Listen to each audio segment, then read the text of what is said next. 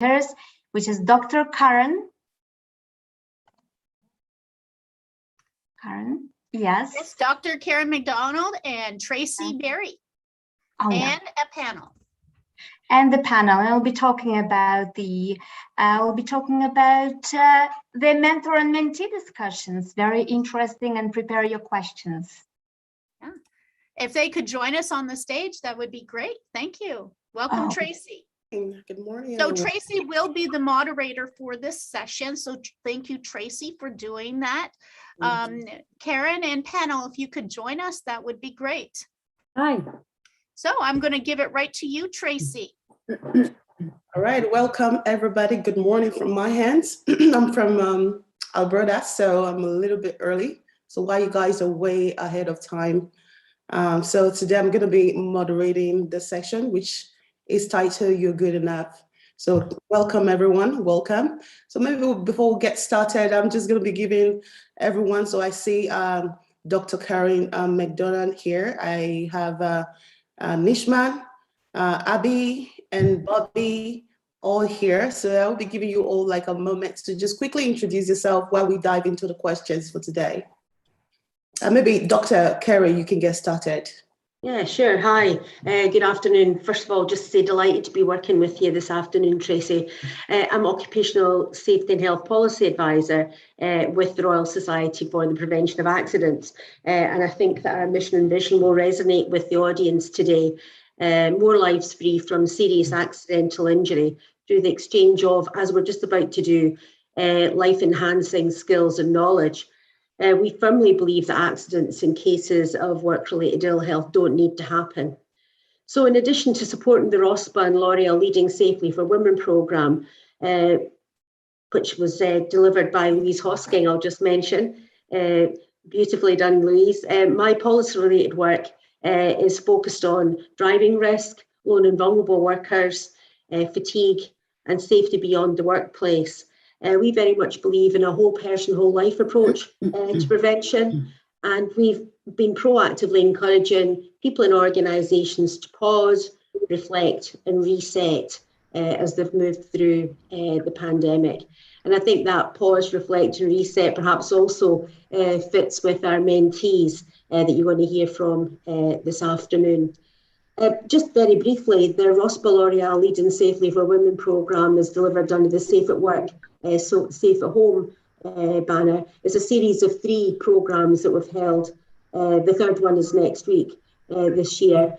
And the whole piece is about being visible and connected. And I'm sure, Tracy, you'll be able to draw those threads out with our mentees this afternoon. So thank you. Okay, thanks for the brief introduction.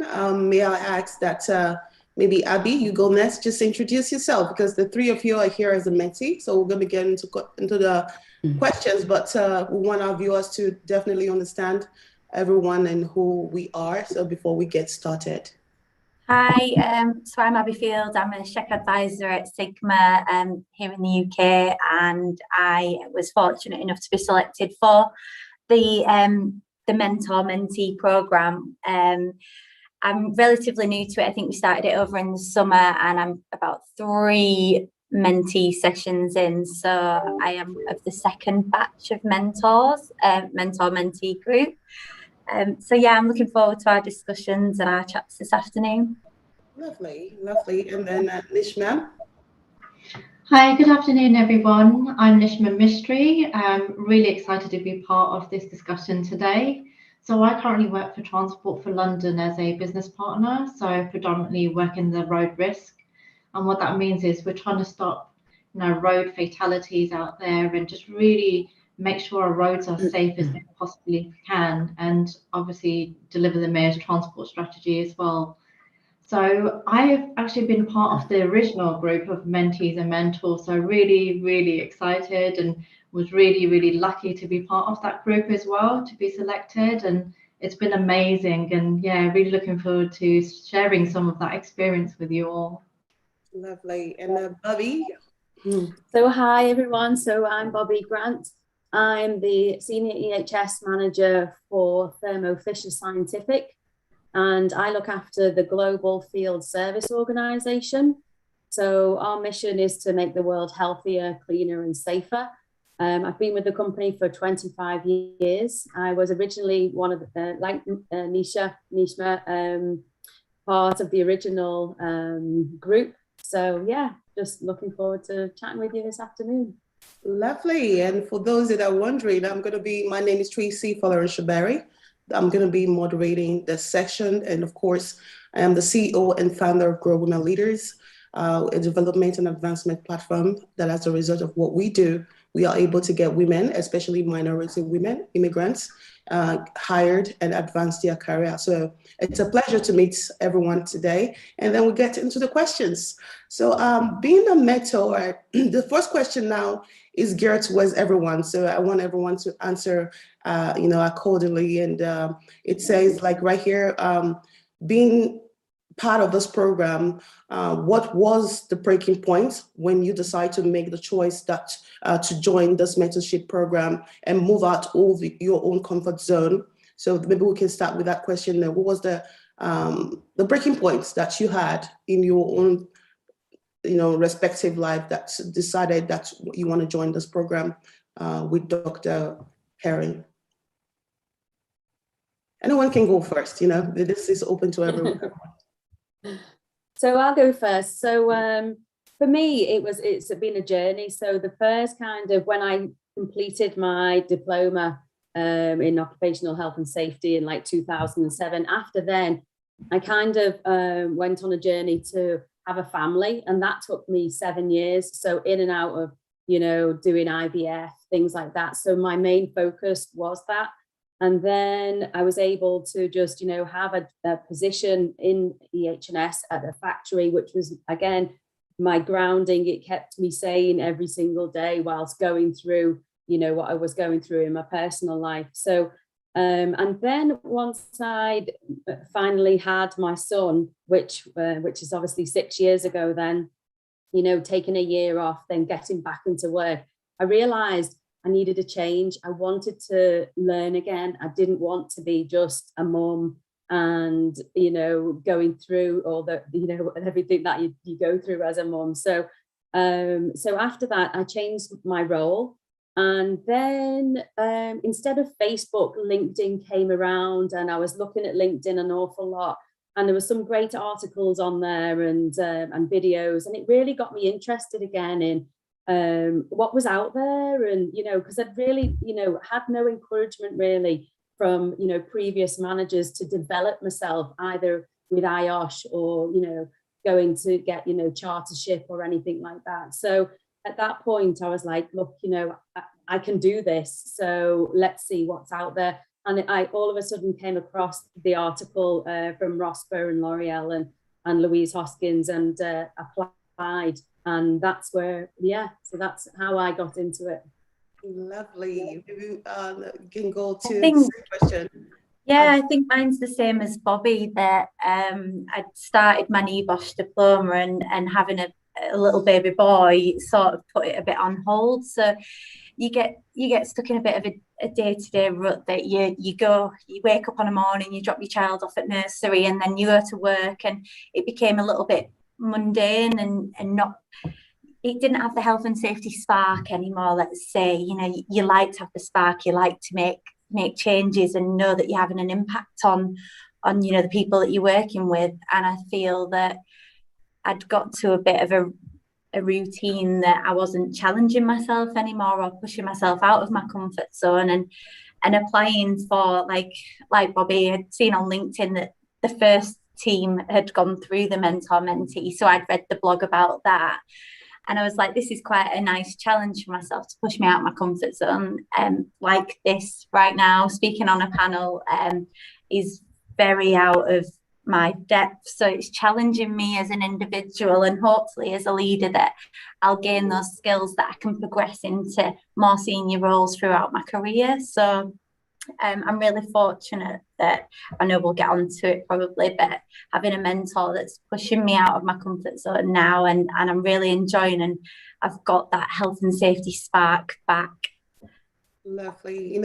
It's like the similarity in the story is just so amazing that majority of women can totally resonate with that. Before we even get to any further, I'll let Nishma, please go ahead and just, let us also know why you decided to join this. Sure. So my story is a little bit different. So I'm very new in the health and safety sector. So it's only been a couple of years now. And for a diverse female, it can be very daunting and intimidating when you're coming into the health and safety sector, which has a previous reputation of being, the sort of older, same sort of, faces that you see. So for me, it was very like, oh my God, what am I doing? And I became, very interested in terms of road safety. And I think that's why I really was drawn to what L'Oreal and RoSPA were doing, as well as IOSH. And I thought I'd sort of, have a look at the article, see what they're offering, and, applied for that. And I think it's the best decision I've made. Again, Karen's been amazing, and we both, really want to drive safety in terms of roads, and we believe, there should be no deaths on the roads out there. And I think for me as well, it's a bit of a confidence building as well. I think, you come into a new sector, which is fairly new, you don't have any qualifications. So it's like, you want to make the right impression, the right step. But also, for me, I want to give back as well. And I feel like through this, I can be able to do that. Alrighty. Yes, that's absolutely understandable, what I mean? So, but I feel that there should be a point in your story, like maybe an incident that may have happened that you really, like Nishma, you just said, get into the road safety and how you were getting out of your comfort zone. And because of course we know that this is usually mostly male dominated, you know what I mean? Mostly like white male dominated. Yeah. And, being a woman of color, I can definitely see why you will be wanting additional help, which I think you've gotten. So can you guys just share like a moment, like a story? I know the Abbi and Bobbie mentioned how, you had a baby, you wanted to get back into the workforce. Like, was there a particular day that you just saw that I have to do this and this is the best way to go? Like, do you have a story around that? Well, for me, so 4 years ago, I managed to change my role to a field service organisation role. So not just looking after a UK manufacturing site, but looking after Europe. And then when I first got here, I wanted to know what was going on in the field. So I was able to go out there.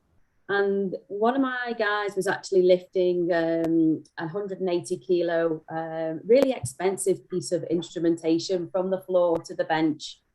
And I was like, surely that's not right, And at that point, I was like, oh, I've come to the right place and I'm here for a purpose, He was just like, yeah, we get bars. And so the bars are like 6 kilos each, which added another 12 kilos onto something that was already 180 kilos.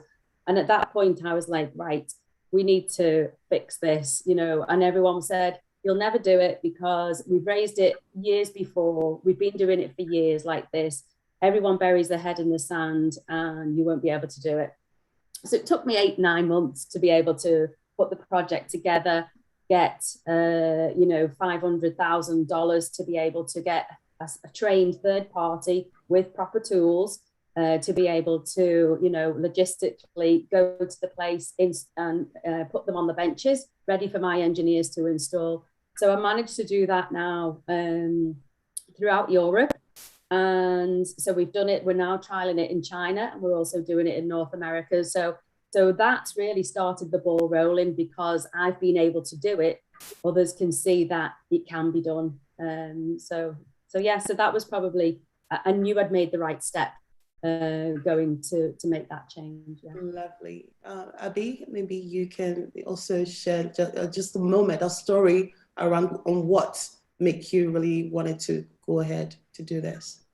I think it's probably a little bit more not of a work-based scenario. It was more, there was quite a few senior management positions coming up within my office and my company.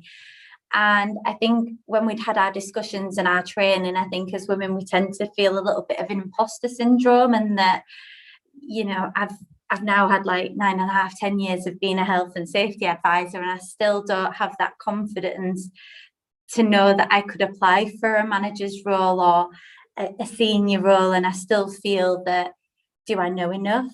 Am I confident enough to apply for these roles? And I think in the back of my mind now, I know that I am ready. I just need the confidence boost and the ability for somebody to say, you are good enough, you can do this.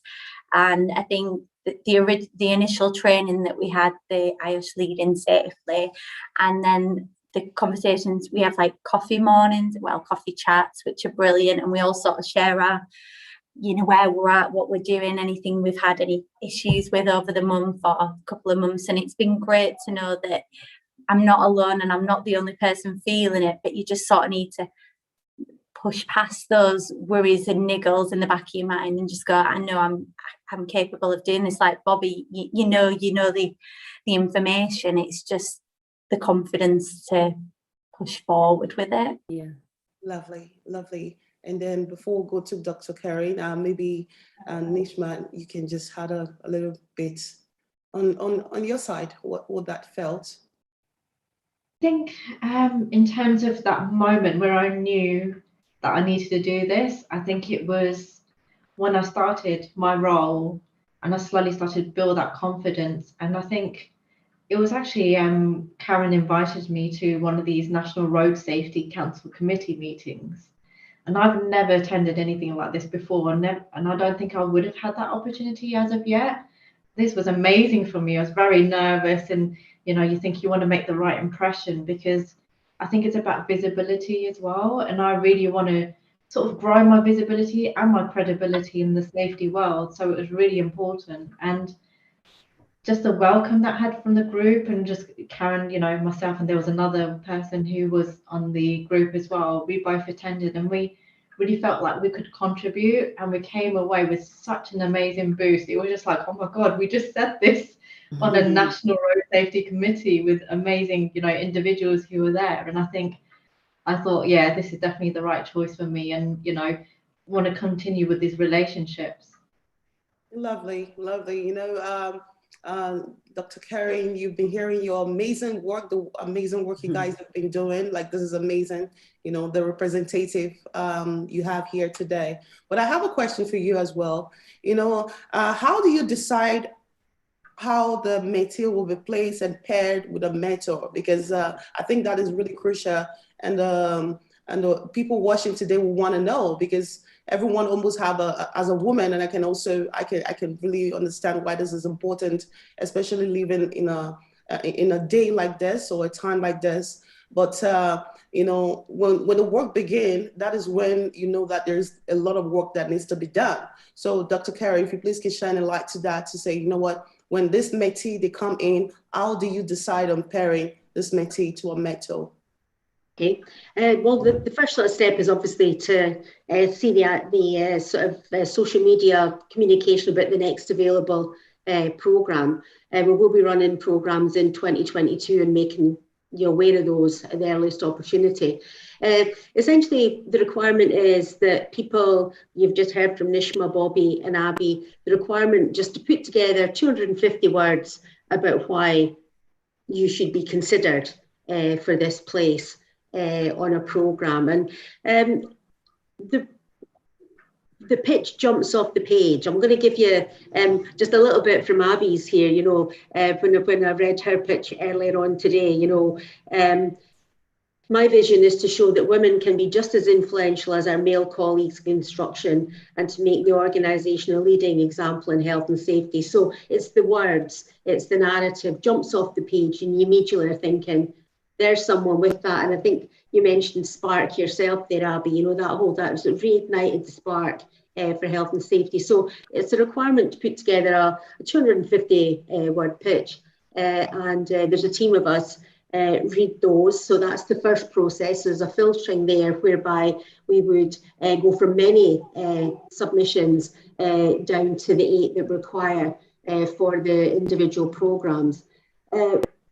When you then go forward and undertake the training led by Louise, We then have a conversation about how people interact on the programme, and they also, as a consequence of undertaking the Lead and Safely programme, have to make 3 personal commitments, and those are followed up on, you know, so you've sort of said, these are 3 things that I'm going to do as a consequence of being on that programme. And again, there's wording comes out of that, and I've got 2 here. I've got a commitment that Nishma mentioned, that Nishma and I work together as mentor-mentee, and Nishma was to build a network in the road safety space and share knowledge and understanding to increase visibility in the safety sector, and to build the network. So as soon as I saw that Nishma had an interest in road safety, which is a core interest of my work and indeed the work of RoSPA, it was a natural connection to make.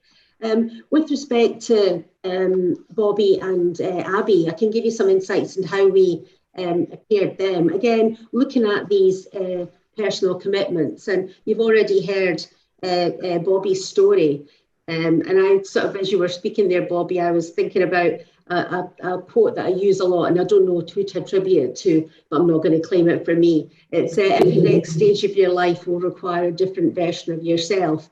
You know, and that's exactly how you just explained your journey there, Bobbie. So what we had from Bobbie's perspective was that to move in towards increasingly proactive models of safety, to have strong, visible leadership behaviours, and to ensure that teams within Bobbie's sphere of influence at that time, which has changed, and you might want to provide an insight into that, Bobbie, in terms of EHS and sustainability issues. So we looked at these elements, you know, so there was the initial pitch, the feedback from Louise and the commitments, and then we worked through our network to think who would be a very effective mentor for Bobbie. And Bobbie was matched as a mentoring relationship with Malcolm Staves, who's Global Vice President of Health and Safety at L'Oreal. So what you do is you're looking at the individual's attributes, how they see themselves, where they want to move next, and then finding someone from our shared OSH world that can support the development. And then last but certainly not least, we have Abbi, and you understand why now, having heard from Abbi, why she moved forward into the second programme. This passion and enthusiasm for challenging and changing worker perceptions about health and safety. And the only female in a small department, predominantly male working environment. And the whole piece about being involved in the construction sector. So again, when we reflected on who could help ignite or reignite that sort of passion, we matched Abbi with Claire Walsh, who is Health, Wellbeing and Injury Prevention Manager for UK and the rest of the world at BAE Systems. So that's how we do it. So we're not looking, it's not a sector, it's not somebody in your sector, it's somebody who might be in a different part of the world, but somebody who we know that the connection, you know, a whole piece about visible, connected, and then the contribution, you know, making the contribution to help people move forward. So that's how the process goes. And I know that through the OneWISH network that we're here speaking to this afternoon, you know, there's many more people that can be approached to be very effective mentors for the next cohorts of women. You know, I was just like, when you were speaking, I could totally resonate with everything you're saying. And just last night, I was going through my own mentee list, and I started, you know, looking at what this individual were doing. And I noticed one thing, one thread ties a lot of women that I saw that was doing so well. That means I feel that I see that when a woman are passionate, or they start a business out of, out of an experience, they seem to do well. That was what I was, discussing and also seeing, Yeah. But same question, I already had a mentee, but I would love to also ask you as well, why did you decide to be a mentor for mentees? Like what was that reason that you said, you know what, we see what is going on, especially when it comes to gender equality, and how we're seeing a lot of work to be done. And of course, amazing women standing up like this to say, I'm going to be mentoring the next generation. It is amazing. That's how we're getting by right now. So at what point did you decide to say, you know what, I'm just going to be changing this women's life and wanting to start mentoring these women or participating or creating this program? So can you also share a story around that? Yeah, well, I think it's been a consistent pattern across my life, really, supporting other people to meet their aspirations and their goals. And it's a huge part of my work with RoSPA, to be an advocate for fewer lives harmed as a consequence of what can go wrong in a working environment, or indeed from a safety beyond the workplace perspective. So we work very closely in partnership with organisations, but a lot of it is people to people learning. So I think those skills have kind of evolved over time. This particular programme, and the conversations started to happen about this programme probably in January 2021, and we're looking at what this programme would look like in addition to having some journal content for International Women's Day in the RoSPA Journal. And a number of us came together, and that was the first sort of piece. I would say that was maybe a sort of stepping stone in terms of continuing to raise awareness of the issues. I think it was Abbi who said about having been in a role for 9 years, and I just scribbled down, Abbi, when you were speaking there, you know, how long before you're good enough? Because I vividly remember after 10 years of working for RoSPA, somebody very kindly coming up and asking me how long I'd been working for RoSPA now, and I said 10 years, and he said, I think you'll make it, and I said, well, thank you very much. So I do believe that it's a thread through RoSPA's work, supporting people to reach their potential, and this is a perfect fit for the OSH community and developing inspirational women all around the world, because it is a global network. I love it. I love it. Yes, I was just going to ask what happened to Abbi. Welcome back. For those that are just tuning in, this is a section of You Are Good Enough, where I have where myself, Tracy Barry, moderating, and also we have Dr. Karen, Nishma, we have Abbi, we have Bobbie here that is asking answering the question of how being a mentee has actually helped them propel in their career. It's really exciting to see all these amazing women doing what they're doing, getting out of their comfort zone to be who they are today. So welcome to everyone that is getting them, because I keep saying that people are getting in and out. So yes. Just what you said, Dr. Carey, can you maybe also just say, you know, what is your dream and your hopes for, you know, for the next cohorts to come? I know you said there's more cohort to come, because I know that there are some women right now who are saying that I really want to get out of my comfort zone. Like, I really want to be this women. It's not just wanting to be, it takes courage to actually starting, you know what I mean? So what will you say to that women that will be saying, oh, these women are so inspiring, for deciding to get in a space where it's usually dominated by men, right? And you know, wanted to do something like them, but they didn't just know how to do it. So what would be your sort of encouragement to those women that are deciding and watching these amazing women right now? I think that when at the start of 2019, just before the pandemic began to hit where I'm based, and the restrictions and lockdown, our work at RoSPA was to be potentiated, and was potentiated through the two words that I've already used this afternoon, being more visible and more connected. And I would encourage you just to think of those two words. You know, if you're thinking about, you know, whether or not you should put yourself forward to participate in the programme, it's very much about how can you increase your own personal visibility, not only within your organisation, but through the opportunities that are provided. And I think it might be useful to get some more insights into the types of opportunities that have already been provided for Nishma and Bobbie, because there are many of them, and they come from many different sort of avenues. So just think about being visible and connected, and then put your heart, you know, we talk about people being at the heart of sustainability, you know, put yourself at the heart of who you want to be. and take that time to put together the 250 words and have the courage to send them over, and let's start working on it. Maybe now I'm going to go back to the métis who has experienced this program, just like I asked Dr. Karen about this, and one thing that I keep hearing from her, which is like visibility and connection, which I feel that even during this pandemic, post-pandemic, that is going to be very necessary more than ever. You know what I mean? And because right now I just feel that everyone is working from this space where we've been wanting and longing to get out for the past 2 years. So visibility and connection is going to be necessary more than ever. So can any of you tell me how that has actually played out since you participated in this program?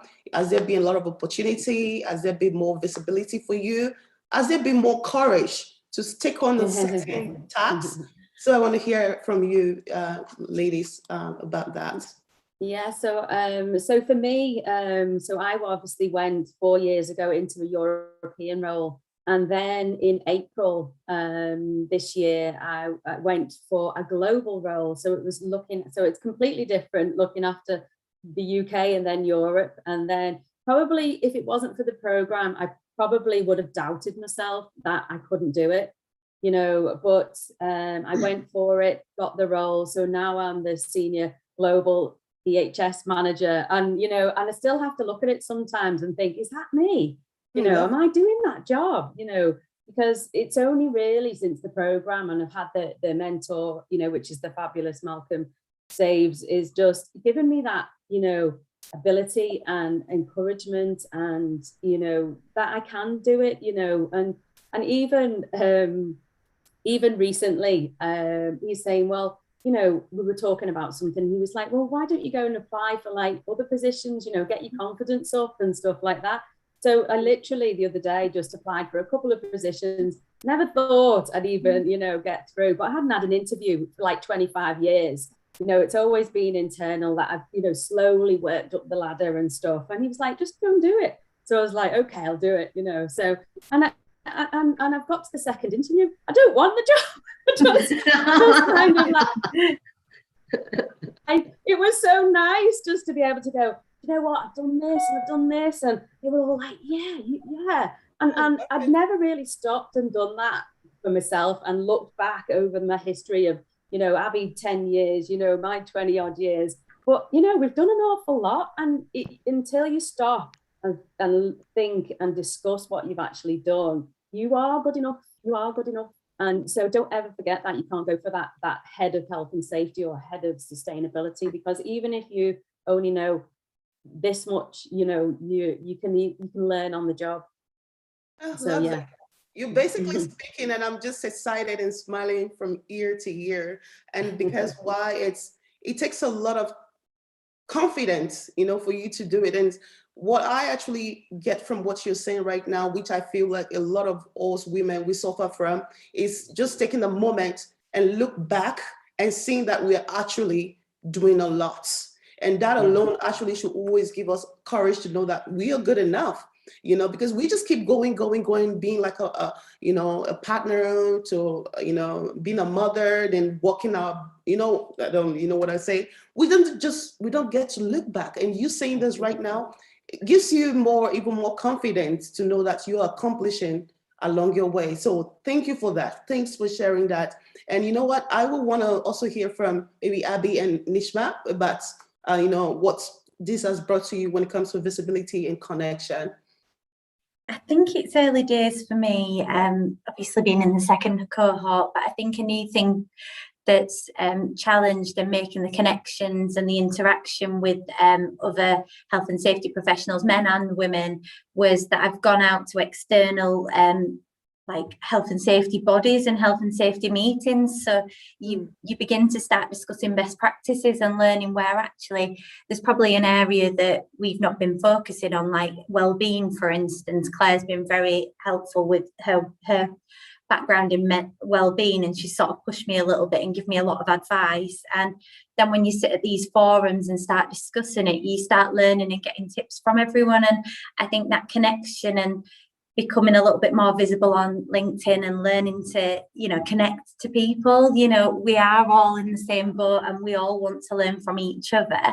I think has been a real key in I can help other people, but other people can also help me, and we can all develop together, and we're all on the road for safety, and we all want everyone to go home and to their families each night and be safe. So I think the connection thing's been a real big thing with this programme, that I have started meeting and connecting with a lot more health and safety professionals.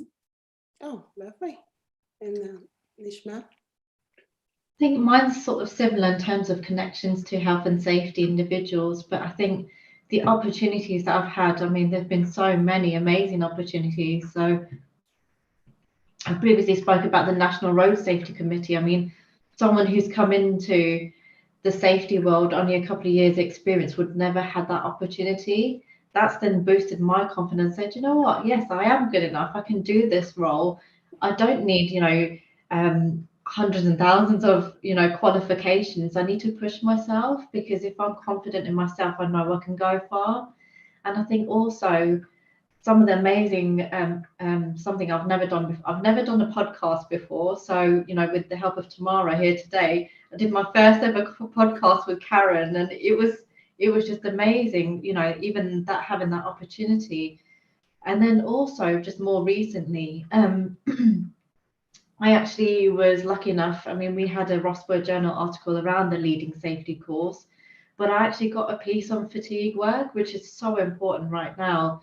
And, you know, when I got the email come through, I was like, wow, I mean, I still need to do this on LinkedIn and share it and the rest of it, but I'm so proud that I was able to do that. And I can go on and on, that all these little opportunities, they mean so much. And also having, I've had a few people on LinkedIn approach me and say, oh, I heard you've done this course in leading safely. And, you know, they are in a similar position. You know, I've worked 15 years of my life in a completely different sector, and now changing to safety, what gave me, you know, it's very scary changing careers. And, you know, and having people approach me saying, oh, you know, I've seen this, I've seen you make that change. And yeah, just being able to help people as well, and to say, you know what, it's okay, take that step and believe in yourself. So yeah, amazing opportunities. Lovely. You know, just for everyone watching, it as I mentioned before we got into this question, is how visibility and connection is really necessarily, especially during the time of this pandemic and afterwards, because as you already heard the ladies talking about that, you know, your connection is going to help how visible you are. So that's why it's really important for the women that are contemplating if this is the kind of program that you should be getting. I think you should be writing those, you know, pages and submitting, because I feel that connection that you're going to be getting from here is going to show or you know, give you those visibility that you're going to be needing, just like Nishma just mentioned, you know. So I want to go back to Dr. Carey. Please, could you tell me why, like, different between this visibility and connection, and why that is actually needed, or that is kind of the focus that you are focusing in this mentorship? And can you just a little bit elaborate on why this too is really important, and why you're kind of centering that for these women? Because I can see the confidence from this lady is just amazing. That's all I could say. Like, you could tell, you know, I can, when you're in the midst of your male counterparts as well, knowing that your industry is very dominated with men, I can see that the same confidence that you have right here is what you're going to be, you know, showing to these men, which is amazing. So Dr. Carey, can you elaborate on why those two are really, really important for your mentorship for who is going to be coming in as well? Yeah. I think in terms of putting yourself forward for the programme, you are raising your hand and saying you do want to be more visible, because we can provide these opportunities for people to access support and advice through our network, and to publish information, to write, to podcast, all these different things. And the options are there to choose which of those connections you opt for. You can go for them all. You could do all the things that are offered up, because with there's underpinning piece with each cohort is the connection between the mentors and mentees and the group itself.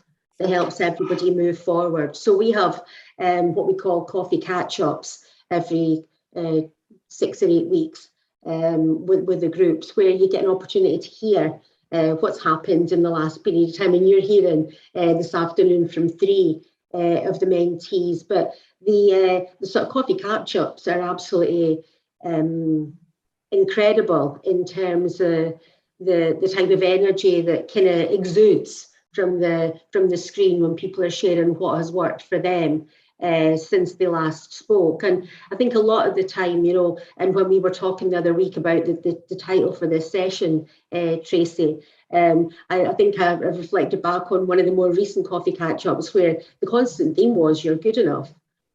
You know, and I'm thinking, gosh, you know, well, you wouldn't sit in, well, you might sit in the house on your own and think, I am good enough, but to have this encouraging each other to know that they are good enough, that's the real benefit around and about the connectivity. And I think if the pandemic's taught us anything, it is the connections between us that sustain us in the most difficult of times. And these groups of women will be connected for the rest of their working lives. I'm pretty certain of that. You know, we talk about beginning, middle and end of mentoring relationships, but the connections that are established will be lifelong, I should imagine, as long as people are still in the same industry and want to help others to develop, because we're now each other's touchstones, irrespective of where we are in the world. Love it. I love it. You know what, ladies, I'm going to go back to the métier now. Can you now tell us a little bit, like, how do you feel that you are prepared for the future? Because for me, I'm very future oriented. I can't wait to see what's going to happen when this is all said and done, like the pandemic, of course. So how do you think now the program has now prepared you to take on what to come in the future, whatever it is, technology wise, and, you know, a lot of things that I feel is going to be changing. How confident are you that you're ready for it? And how do you think this program has helped you prepare for what's to come? So I guess I can start. So for me, I think it's that confidence I have now. And not only that, just knowing that I have a network of ladies that I can just run any ideas by, or, you know, I am looking for my next senior position. Sometimes you don't want to go within where you're working to get that advice. So you can get that second opinion. So I know I definitely have that with Karen, or even with, you know, Bobbie or Abbi or one of the other ladies. We're like a network that you can speak to each other and you can really help each other. I think, yeah, definitely want to do more in that sense. And I think it's really important to do that. I think really supporting each other. I think that's, you know, to really drive that ambition, to drive that visibility as well. You know, even on LinkedIn, we're all linked in with each other and just helping each other share posts or saying, oh, you know, just liking a post, it grows your network as well. And I think, you know, it's growing my visibility as well in sectors I've never worked in before in safety, because I'm, you know, I'm here, I'm little, and, you know, in terms of the road safety, but my knowledge is growing. And not only that, being connected to IOSH as well, and, you know, the amazing work that Louise does as well, it all adds up, and it gives you like a whole package that you can take and move on in your future career. So yeah, definitely lots there. Lovely, lovely. Bobbie? Yes, I'm going to apply for my chartership, you know, for the IOSH chartered member. So I'm looking forward to that. I'm trying to, you know, buy some books, get onto my CPD and update that, because I don't think I've done that for many a year. And you know, lots of people, you know, and job applications always say, you know, chartership for IOSH and things like that. So I think that would be a good next step for me. Lovely. And Abbi? Yeah, I think definitely, like Bobbie said, I think the moving up the IOSH ladder does help with the sky's the limit. You know, I think I've been given that now, that I shouldn't just sit as an advisor and accept that that's me done. And, you know, I am still young and I've still got quite a few years to go, that I can, you know, I've got all these connections now, like Nishma said, I can pick up the phone, I can drop an email, I've got that support and help to be like, yes, I can do this. And if a role does come along that's of a senior nature that I think that I'd be interested in, I feel that I wouldn't be afraid to just apply for it and try. And, you know, there's no harm in trying and getting that interview experience again, because I think you do get sat and you're comfortable, and you know, you never know, the grass may be greener on the other side, but you won't know unless you try. So I think that's sort of the philosophy I'm feeling at the minute, that just keep pushing as far as we can go. You know, Dr. Curry, I would like to actually rephrase that one for you as well. Like, what do you see the future of the program? How does it look like? What do you see in the future, especially for the ladies that are going to be coming in, starting, you know, maybe after the pandemic or during this pandemic? Just tell me, what's this program? Well, I'm fairly certain that this network will continue to grow on the basis we can provide the programs. I know we have got programs planned for next year working with L'Oreal and delivered by Louise, so that's fabulous. So we're already looking forward to that as we move into 2022.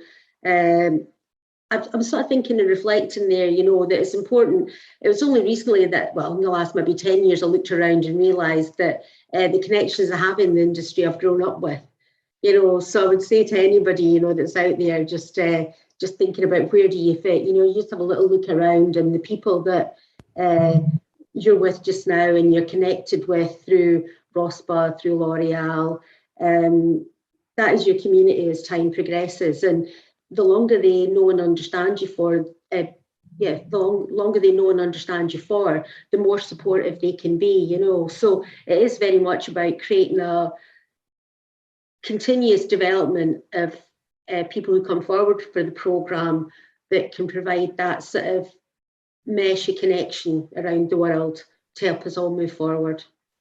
Lovely. You know, I was going to ask a question around what successful career look like, you know, but and just ask you what that will look from your hands. But it's obvious you all are doing what you love, and you know what you're going to be doing in the next couple of years, which is amazing, which is what I also teach my candidate here at GROW.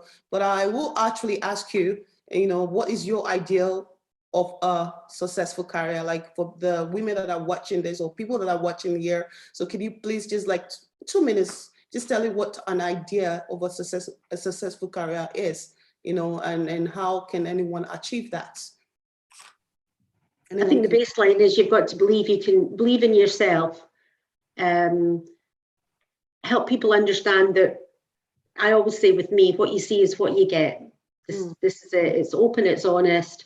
We'll work hard to support the strategic aims, objectives of RoSPA. You know, more lives free from serious accidental injury is at the core of everything that we do, and we are encouraging people to take those steps. So whatever, whether it's baby steps or giant steps you're taking, it's that you can achieve by finding the right network to connect to. You can achieve, and this programme has certainly provided the right network today and will do going forward.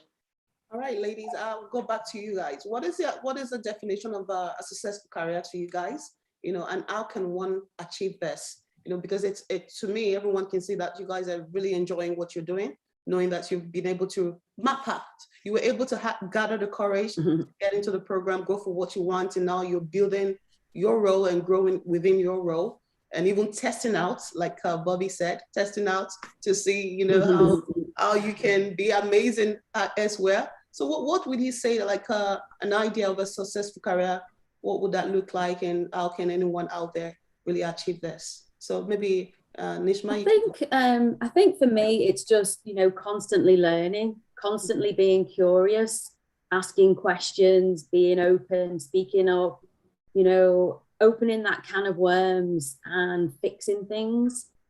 You know, trying to show where you've, you know, improved a program, or, you know, prevented, you know, serious incidents, improving, you know, people's health, you know, being that person that someone can go to. You know, we have that empathy as a woman to be able to say, right, you know, is that, you know, are you okay?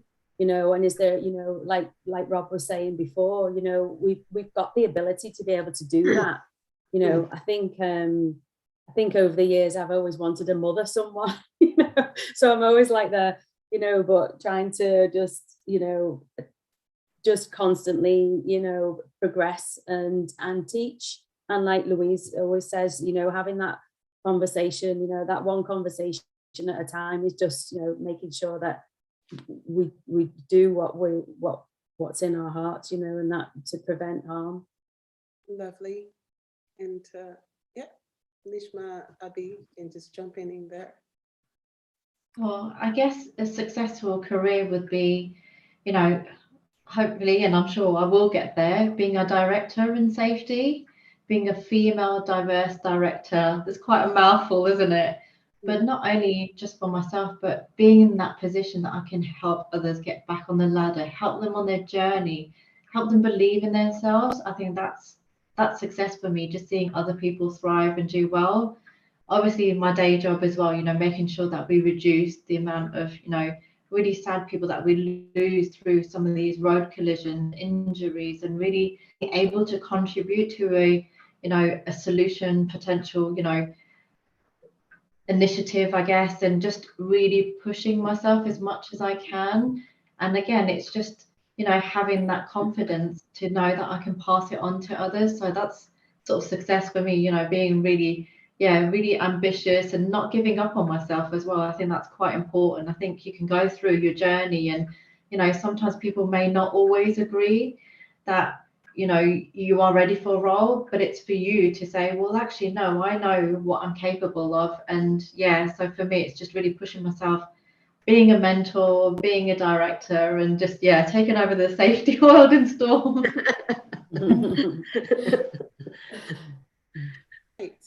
I definitely think that it's one of them that you've still build those relationships, and no matter how far I work up the ranking, I've always had managers and leaders that have always empowered me to develop and grow. So I think you need to carry on that culture, and as I form and I get advisors under me, and we start developing, that I empower them. No one's a threat, we're all fellow colleagues. You want everyone to achieve and reach the full potential. So I think that's something that I will try and take on as I move forward, that I've had quite a lot of good relationships with other health and safety advisors that have egged me on. I want to do the same with other people. So, don't forget where we came from, and that people have helped us to get where we are. Oh, love it. Love it. All right, we're going to be running out with this last question now. Of course, we know how the pandemic has taken a toll on women, especially with what it's kind of done with displacing a lot of women out of the workforce and all that. And many women now are looking to get back in the workforce and not knowing how to, to juggle it all. Like some may be a mother, some may be a caregiver and all that. So what would be your advice now? You are doing what you love, you're striving doing this, and it's lovely. So I would want you now to advise women that want to get on begin a successful career and also love what they're doing, but maybe be having a little bit of glitch right now. So just give an encouragement to those women that will be watching, that it's okay, everything is going to be working well, with good mentorship, of course. So I would want you guys to just give a word or two to women that will be watching this, maybe on a replay later.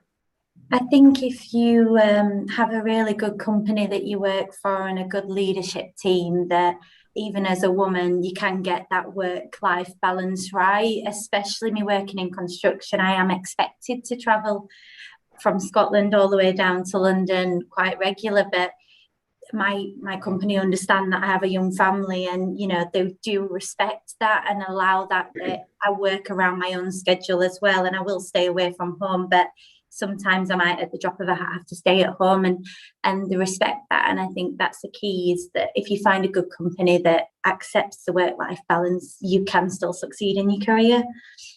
Lovely. I think I would say, even if you think that you can't do the job, just go for it anyway, and then learn as you go. There's so many positions out there, currently, where, we always say that men go for jobs even if they can do 60%, but women only go for the jobs if they can do 100% of the job. So it really puts them off. So I would just say, go for it, learn on the job, and you are good enough. I love that. You're good enough. Like I'm literally having a goosebump saying that. Of course, you're all good enough. You just have to grow that confidence in you, which you can always get from mentorship like this. Of course, now, Nishma, you can just add your 2 cents to that.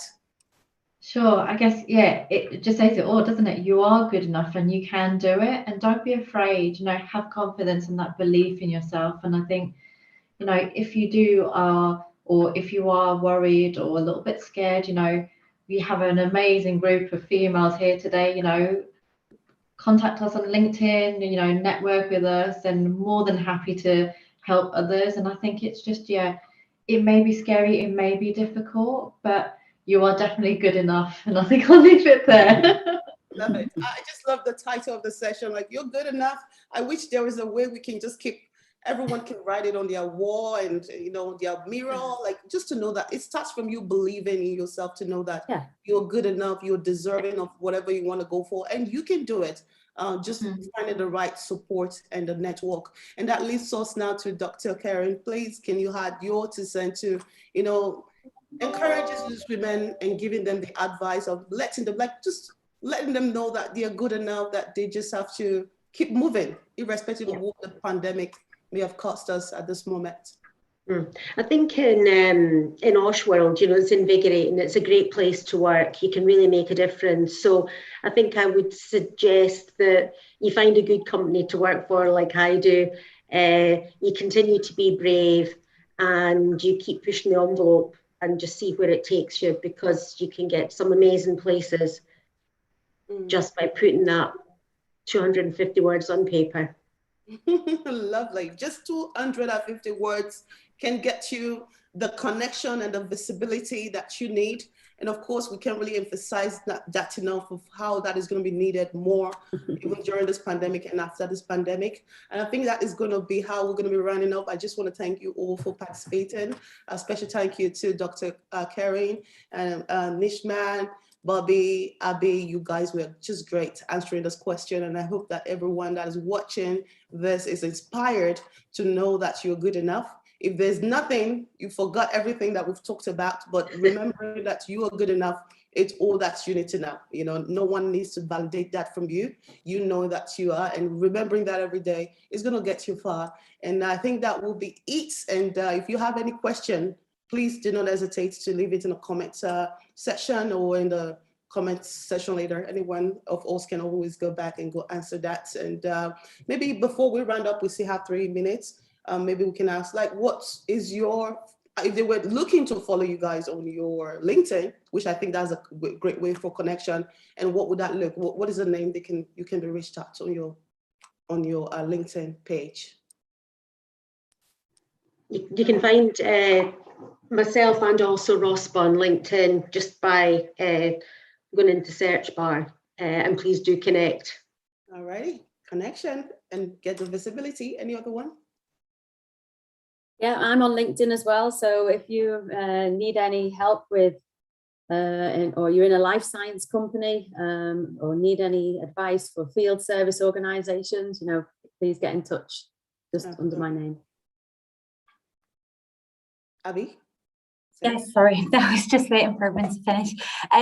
So I'm on Abigail Field on LinkedIn, so it'd be great to all connect with you and get to meet more people digitally. Hopefully one day we might get to meet over a cup of coffee at some point.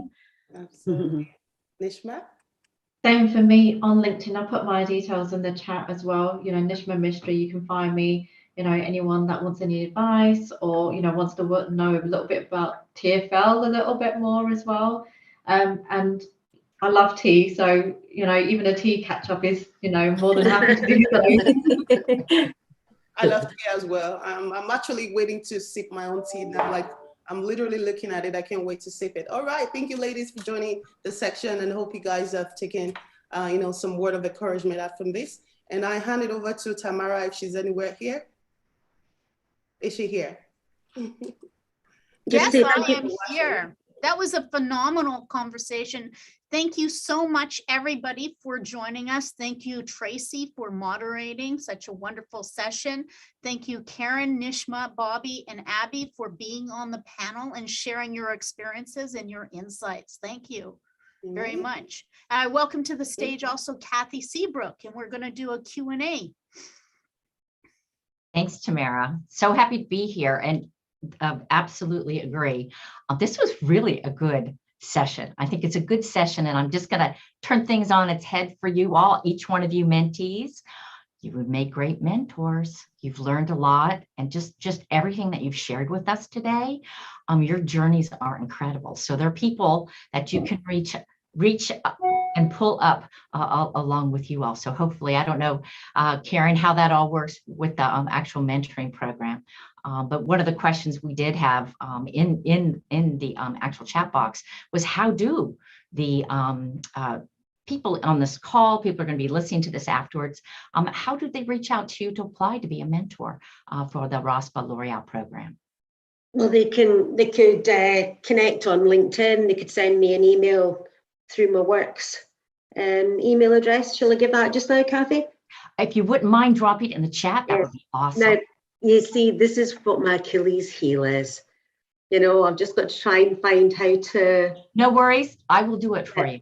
Can you do that for me? That's great. I will do that for you. Absolutely. Thank you. Meanwhile, Tamara, you go.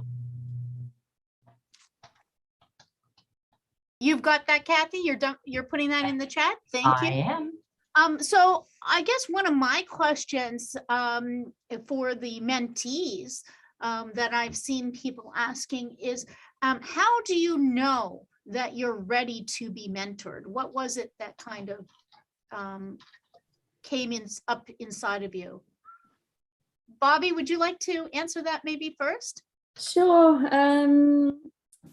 So for me, I think it was when I'd reached a point where I'd gone to my next level of being a DHS specialist and then going to that manager level. And it is different because then you're leading as well as just kind of doing. And I was always a doer. You know, get the job done. But to try and lead, it was a different way of thinking. And I think I needed that support on becoming the best leader I could be. So for me, so that's when I realized I do need, you know, additional help and support there. That makes sense. Mm-hmm. Yep. Abby, what about you? I just think that I had the support internally within my company, as I did have a direct report manager.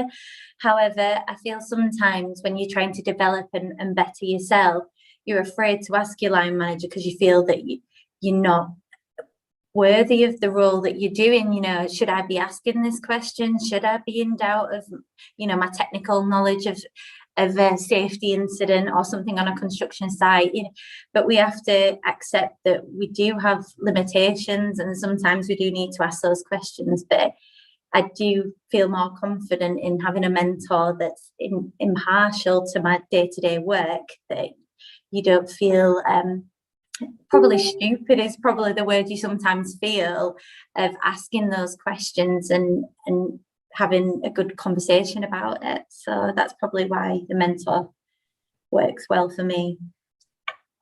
Yeah, great answer.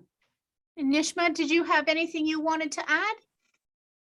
I think Bobbie and Abbi have covered it mostly, but I think it's really important to have a mentor outside of your working area, because they've got that impartiality, the unbiasedness, and you know, they can see things from a different perspective. Because I think sometimes when you're working in an organization, and it's actually happened to me as well, that you don't feel like you're getting what you want. You really want someone to really challenge you and stretch you in your goals and your development. And having someone on the outside, they can open up so many doors for you in different fields. So I think it's such a good thing to have. And also you can learn from that and become a mentor. I know, you know, this is something that I want to do as well, that you can give back as well. So I think it works both ways. Mm-hmm. Mm-hmm. Now, on the next question I'm going to ask is going to be really to Kathy and Karen, because both of you are mentors in the program, right? And so if somebody does want to take on mentoring. Is there something that the two of you generally do in order to prepare when you're first meeting a mentee? Sorry. Well, we've got a very light, it's very light touch, you know, so it's not formulaic.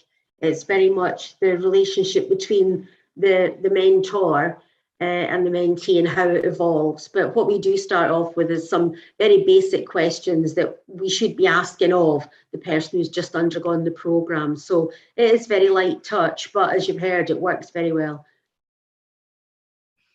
Would build on that, what Karen has shared. So having been involved with the first group, and my big shout out to Brenda Madley, who she and I are together in the program.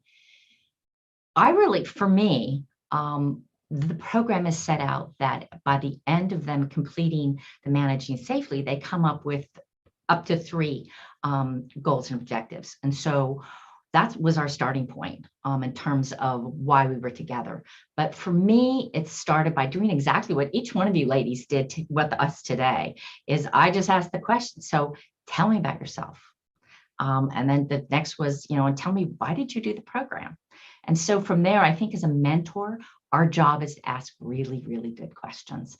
And then when you ask those big open-ended questions, part of it's the curiosity of the mentor, but always leading back in this program, not mentoring in general, but in this program, leading back to those the goals that were actually set by the mentee, because that at the end of the day is what you're hoping to get out of this, to help that person really realize that opportunity, realize what their goals and objectives are, to be able to, and frankly, to be able to be resilient and to be able to be flexible and agile, to say, well, when I took this course, this is what I thought.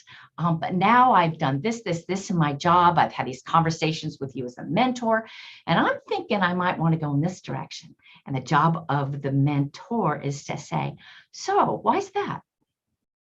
Big open questions, and let them process, because they know all the answers. And yes, the other part of what we do is open up our networks, because all the mentors have huge networks. Karen shared that with Nishma, right? In terms of your whole work in the transportation industry. And I just know offline from the coffees that I've been on, that's opened a lot of opportunity for you, Nishma. So hopefully that gives some perspective. And for those out there that are really thinking about being a mentor, whether it's within the RoSPA program or in your everyday work, because I don't know about you, but in the world of safety and health, that's what we do on a daily basis. I saw that Lawrence put in the chat that a good mentor should always be willing to learn and improve from their experience as well. Definitely, I'm totally on board on that. But I'm going to drill down a little bit more, because the mentor-mentee relationship, it's not just a friendship. It is something that helps somebody get some more clarity or goals, etc. So I was wondering from the mentees, when you came into this, was there one objective that you really had clarity that you wanted to be focusing on, or did that kind of come through your journey when you were working with your mentors? I can start. Why don't you go first? Yeah. Yeah. So I think I did have a clear sort of vision in the back of my mind, the visibility and the credibility in the safety sector. And I think, as you've heard today, that, you know, having this relationship has really grown that.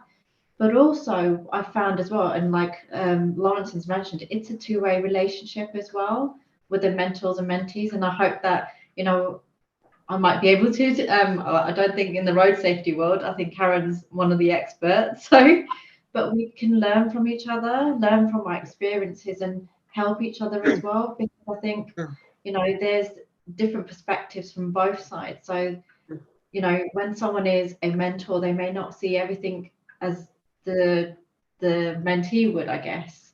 And I think it's really learning through that process. So I definitely think it's a two-way process, and you can learn and open up doors for each other as well. Yeah, I'm just going to say there, the work that you're doing, Nishma, with e-scooters at TfL, is groundbreaking. So that is helping me understand things from a very sort of very sharp end perspective, and it's hugely valuable for RoSPA. So it definitely does work both ways. Oh, thank you.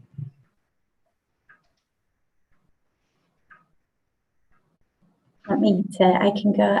I was really apprehensive about the mentor-mentee because I'd never really had a mentor before, and Claire is brilliant. She's just very chatty, very lively, and I'm quite a lively, chatty person as well. So we did hit it off straight away. But like Kathy said, she's quite thought-provoking in how she asks the questions. She asks open-ended questions in the fact that she's not leading what she wants to hear from me. She's sort of wanting me to engage in what I want out of the mentor program and how I can develop myself. You know, I think she's got the experience. She could tell me how she's done it, but we all lead different careers and different paths. So it's brilliant that they are there as a bit of a sounding board. But I do like the fact that she asked the questions that really make me think about what I want out of things, not what she thinks I want. So I do think that's been great.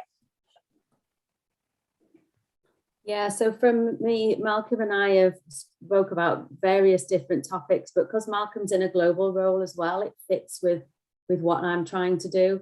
And then, you know, I talk about, you know, the strategy and the objectives, and then, you know, he asks me, well, you know, what about governance? And then I'm thinking, you know, what do I do with that? Do you know what I mean? Globally and regionally and each country. And so he really makes me think, oh God, and then have a minor panic about stuff.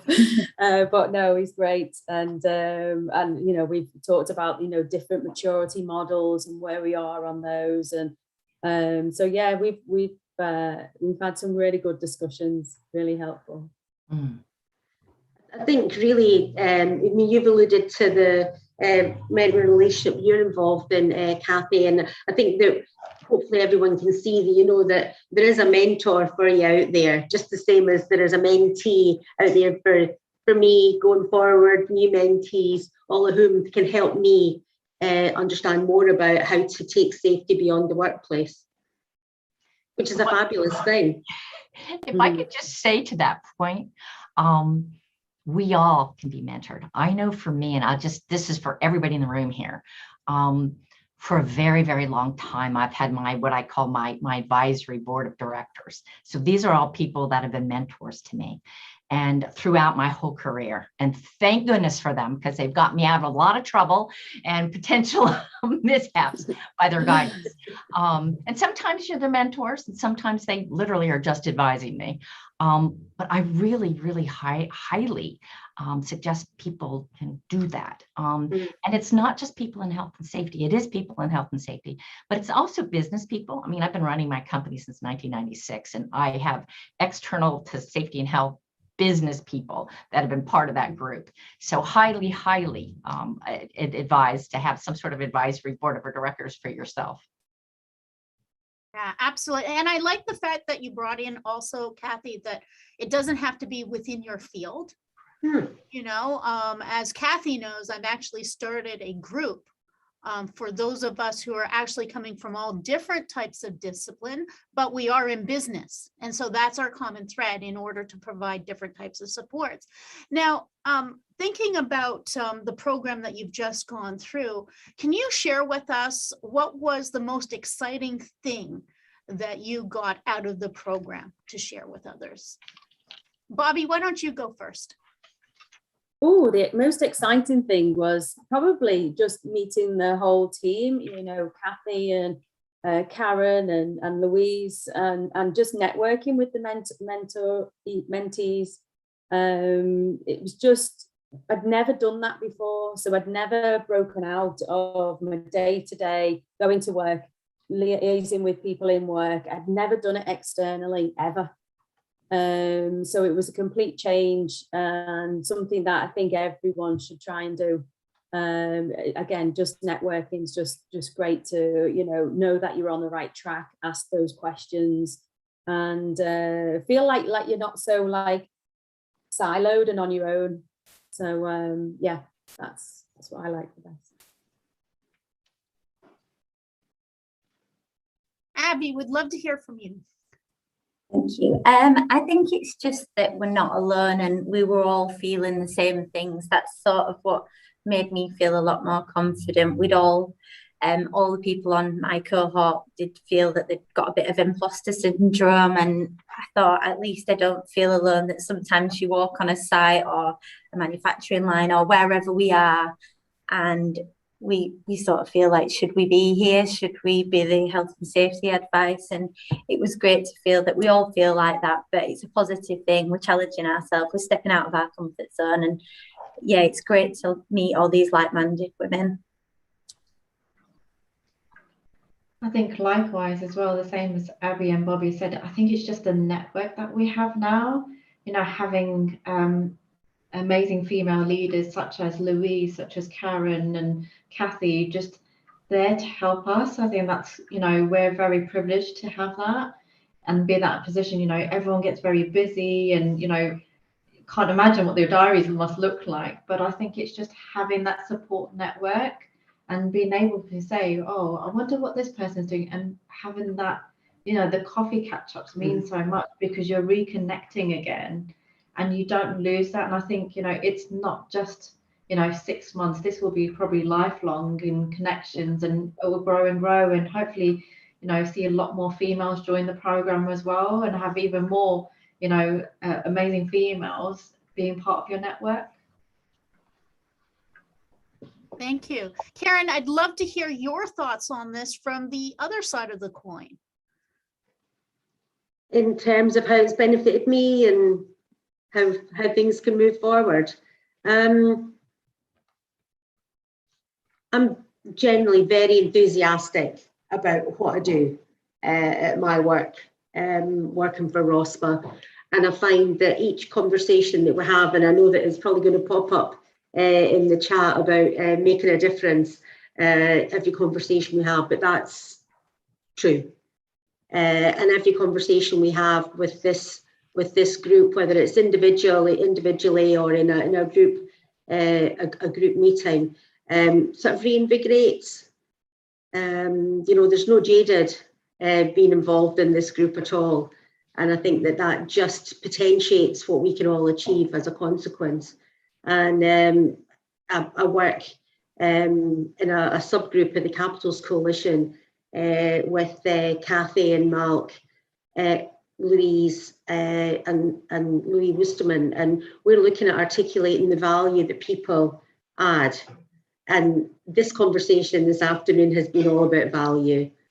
We've not talked about salaries or anything, you know, we're talking about the value that people add, and that's the most important thing. If there was a takeaway, that would be it. You know, remember the value that you add to your organisation, and this kind of relationship, this mentoring relationship, adds value for everybody involved. Well, this has been, we could just go on and on with this conversation, but thank you, all of you, for joining us and giving your time to us this afternoon, and sharing your experiences, your insights, and your thoughts. Thank you. Now I'd like to hand it over to my friend Kathy to give us your reflections and closing thoughts. Absolutely. Thanks, Tamara. Well, first of all, on behalf of OneWISH, thank you for being here. Thank you for engaging, asking great questions with each one of our sessions. And in terms of just reflecting on the day, or the half day together, we have really spent some time really beginning with context and thinking about us, the organization's women and inclusion and safety and health, because that's what OneWISH is really all about. And Louise and Anne gave us a very good perspective on where OneWISH has come from in less than a year, from our starting, what we did back at the International Women's Day back in March of this year, to where we are now. And hopefully between the sessions that we've seen and some of the information they provided, such as the research that ERM, which is sponsored, if you will, and funded by L'Oreal and hosted. And in addition, with OneWISH supporting and being a part of really looking at some evidence-based data. So any of you all that know me know that I'm all about business integration, and we need to, as Karen beautifully talked about, we need to be demonstrating value. And in order to be integrated into business, doing that means we need to do an evaluation of what safety and health and what people mean to a business. And that's what OneWISH is a part of in the diversity, equity, and inclusion side of sustainability, the side of human capital, as was shared out in our opening comments by Louise and with Anne. And from a OneWISH perspective, we are doing some pretty cool things on the research side, as we've just talked about, but also this mentoring program is Dr. Karen McDonnell really got to share out what is happening. And you'll see the threads of many of us being involved in that, with obviously Louise doing the Managing Safely program that brings the mentees who have to go through a rigorous application process. You don't just get to say, I want to do this. You actually have to be chosen. And that's thanks to RoSPA to really developing this, along with the funding by L'Oreal, to really be able to create this amazing program that you've just spent time hearing all about. And in the midst of the day, we've got to hear from veterans and women veterans and how they can transition, and does it make sense to work in the field of health and safety. So Jimmy and Caroline and Sarah spent some time really in a great conversation. I don't know about you, I don't like to be lectured to. And these panels that we put together for this event today really allow us to be engaged and ask good questions. And some of the outputs, I think everyone who was there got to really listen to Caroline and Sarah, and Caroline's journey, her story. If you don't get to listen to it, listen to the YouTube video when this is all through. And Tamara, I think you or Louise or Anne are putting that link into the chat box. And if not, please do, so people can go back and listen to that. But it was interesting to hear that, and it was strictly from a UK perspective, a UK military perspective, that the military seems to be getting it right when it comes to personal protective equipment, for example. Because we heard earlier in the research that wasn't the case across the board, with the 200 plus respondents to the survey, the research survey conducted by ERM, both on paper survey as well as in interviews. We heard there was a disconnect. We heard, and I'm not going to remember the total numbers off the top of my head, but there was a great percentage of women and their perception of inclusion of women in the safety and health arena versus a very different disconnect with men and inclusion with women in safety and health. So that's a good starting point, right? That gives us the baseline. And I think as Carol and Philippa from ERM shared with us, this is a place from which to start, evidence from which to start, to move forward, to do more research. And they outlined the 4 steps, and there was really great engagement from the group, from male as well as female safety and health leaders. So that got us started. That let us talk a little bit about what, a different industry sector from a veteran transitioning into business, into organizations.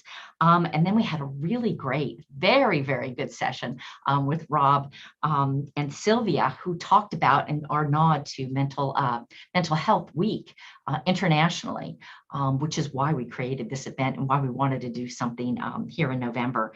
And they really shared with us some really good real world evidence as well as practical application, because both of them work within organizations, which was just amazing. And I hope you all got to ask some good questions. I know I did.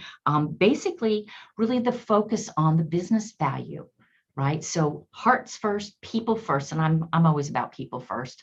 And then how does that impact the organization? How does that impact leadership development? How does that impact morale? How does that impact the resilience of an organization? And both Sylvia and Rob were wonderful. They had different perspectives, which was really good.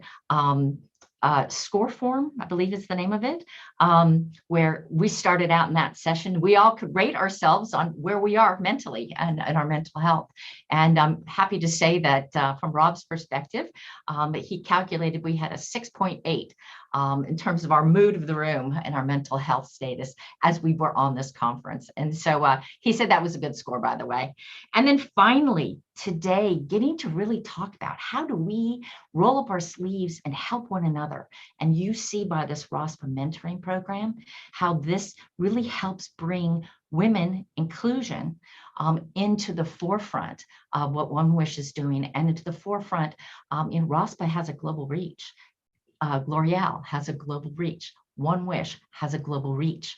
And so we are really looking at ways that we can amplify not just our message, but to have people such as yourselves, mentors and mentees, to really help women and including women of diverse backgrounds, gender backgrounds, people of color, all backgrounds, to be able to raise and lift them up so they actually have opportunities.